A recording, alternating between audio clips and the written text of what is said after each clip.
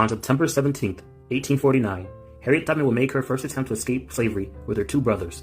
But 2 weeks into the journey, the brothers became scared and forced her to return with them. On December 6, 1849, Tubman escaped slavery in Bucktown, Maryland again, this time by herself, and made her way to freedom in Philadelphia, Pennsylvania, only to return to Maryland to rescue her family soon after. Slowly, one group at a time, she brought relatives with her out of the state and eventually guided dozens of other slaves to freedom. Traveling by night in an extreme secrecy, Tubman, or Moses as she was called by those who she helped escape, never lost a passenger on the Underground Railroad. After the Fugitive Slave Act of 1850 was passed, she helped guide fugitives further north into what is now Canada and helped newly freed slaves find work. Tubman met John Brown in 1858 and helped him plan and recruit supporters for his 1859 raid on Harper's Ferry. Over 11 years, Tubman returned repeatedly back into Maryland, rescuing at least 70 slaves in about 13 expeditions to freedom.